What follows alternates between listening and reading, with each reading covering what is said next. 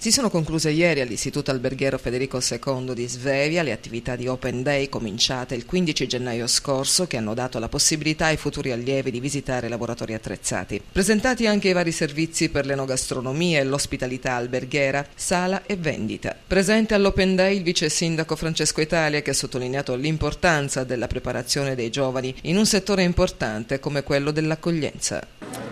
È sempre un grande piacere in qualità di assessore al turismo, ma anche di vice sindaco, essere vicino, dimostrare e testimoniare vicinanza con i professori, gli alunni, le famiglie, la grande famiglia di questo istituto che svolge una funzione fondamentale per la nostra città, tanto più in un momento storico in cui negli ultimi anni i flussi turistici, le attività legate all'intrattenimento in città sono aumentate notevolmente.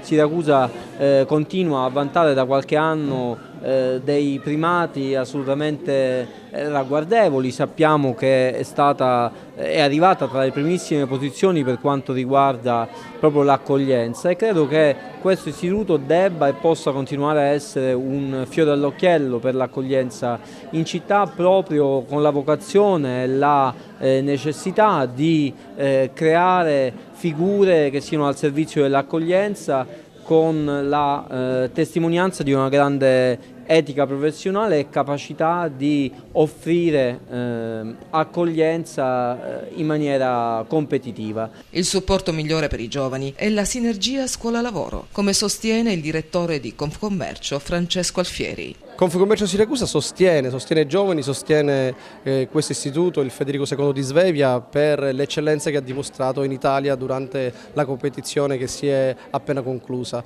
Sostiene perché anche nel progetto Alternanza Scuola-Lavoro noi vogliamo insieme al Comune, insieme a questi ragazzi, lavorare in sinergia. Non a caso stiamo stringendo delle collaborazioni che troveranno il suo epilogo con Aperto per Cultura, che sarà un evento organizzato dal Comune, dalla Confcommercio di Siracusa, insieme a questo istituto, per creare un contenitore culturale che inizierà il 6 maggio e darà il via all'iniziativa culturale su Siracusa.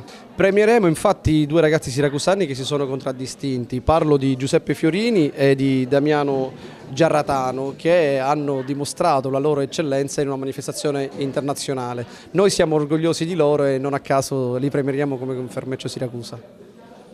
L'Istituto Alberghiero Federico II di Svevia è stato scelto tra 12 istituti alberghieri d'Italia, circostanza che ha permesso ad alcuni studenti di partecipare al SIGEP di Rimini, dando un supporto valido alle aziende presenti per 5 giorni negli stand, realizzando cappuccini decorati che sono stati serviti ai grandi manager internazionali. Un'esperienza unica che ha consentito ai giovani studenti di mettere in pratica quanto imparato nei laboratori dell'Istituto Alberghiero Federico II di Svevia.